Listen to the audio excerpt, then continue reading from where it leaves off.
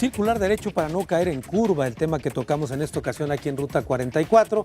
Y por supuesto es la segunda parte de lo que ya habíamos hablado, precisamente antes de que se implementara este programa para salvar vidas del gobierno del estado.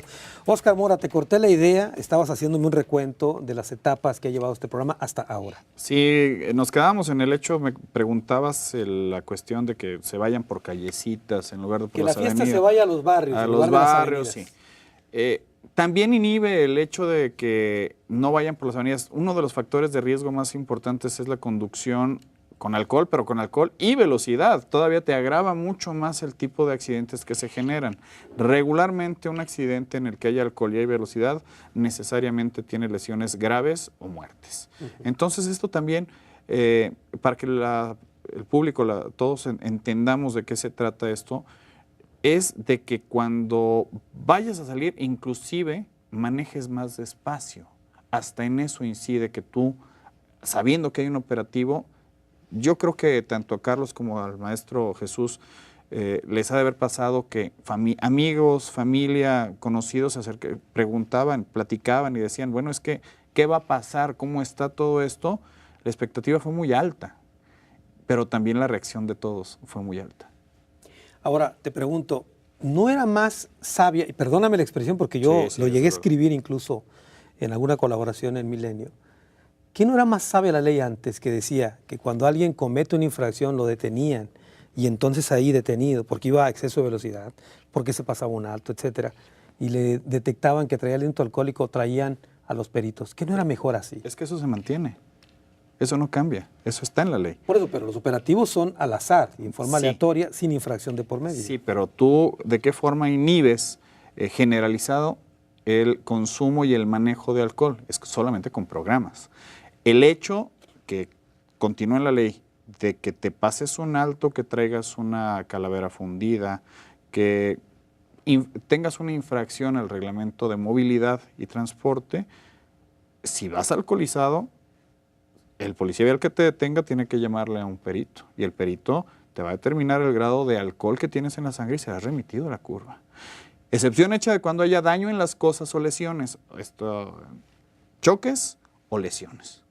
Haya lesiones simples, lesiones graves o muertes, se van por materia penal. Porque como bien lo señalaba el maestro, el asunto de aquí es que los derechos del individuo son tales hasta que incidan en el derecho de la otra persona. Por lo tanto, el que tú vayas y manejes tu vehículo en las condiciones que tú las quieras manejar es tu derecho, es tu responsabilidad. Si te pasas un alto, podrás ser detenido y si traes alcohol, podrás ser remitido. Y los operativos lo que hacen es generalizar el hecho de que no debas manejar o que se inhiba el manejo bajo el consumo de alcohol. A ver, Jesús, el asunto de circular libremente por las calles de la ciudad, ¿no es una garantía constitucional? Sin lugar a dudas, indudablemente es un derecho al cual nuestra Constitución lo señala y lo ascribe como tal. O sea, ya nuestra Constitución es literal, el decir, tienes derecho al libre tránsito, indudablemente. Pero también habrá que ver, y yo que en esto lo comparto, el hecho de que mi libertad de tránsito tampoco es absoluta, porque tengo que respetar efectivamente los derechos de los demás y sobre todo no es que sea más importante un derecho que otro, también hay que aclarar. La libertad de tránsito es tan importante como la vida, así de fácil están las cosas, pero ¿cuándo el Estado debe de intervenir? Y es una cosa, en la práctica se complica, pero yo creo que como una cuestión pedagógica hay que decirlo. Si por el hecho de mi libertad de tránsito y estoy rebasando los límites de la ilegalidad, o sea, el límite de mi libertad llega hasta donde la ley me dice, así como la autoridad también tiene, incluso más clara, para la autoridad tiene que hacer lo que la ley le otorga. Yo creo que si mi libertad excedo la frontera de la ilegalidad, la autoridad tiene que intervenir para Jesús, cuidar. ¿Sí? Si yo voy conduciendo en una avenida de la ciudad con mis luces correctas, una velocidad moderada, y de todas maneras me detienen, ¿no puedo invocar mi libre tránsito para decir no me pueden detener? Mira, bajo la teoría de los derechos humanos es muy claro que no. O sea que yo tengo mi libertad de tránsito. O sea, no me pueden detener. No puede detener. O sea, es muy clara nuestra Constitución y los tratados internacionales. Pero entonces esta ley está por encima de la Constitución. Precisamente, fíjate, hay que matizar en ese sentido. La Suprema Corte resolvió y yo creo que aquí hay que separarlo una cosa. El programa es válido, porque ya lo resolvió, incluso fue categórico el problema del alcoholímetro en el DF.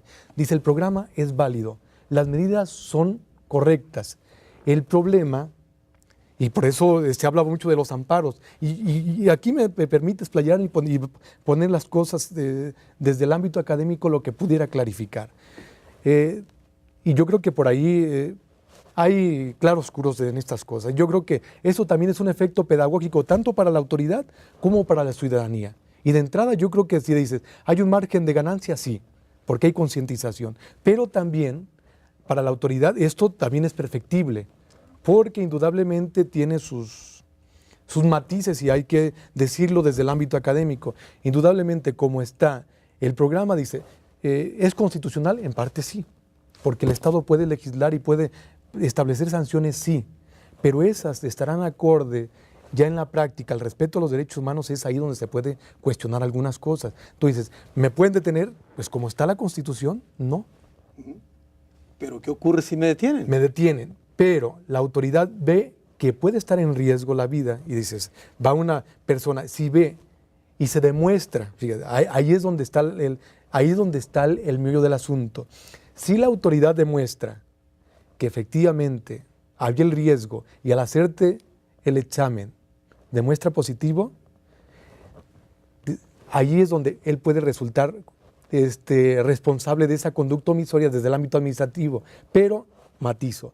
Pero si esta persona demuestra que se le detuvo injustamente, ¿qué va a pasar? A ver, Oscar. Sí, aquí, como bien lo señala el maestro, hay criterios tanto de la Suprema Corte y de diferentes ámbitos jurisdiccionales, hay jurisprudencia al respecto, que nos señala lo siguiente.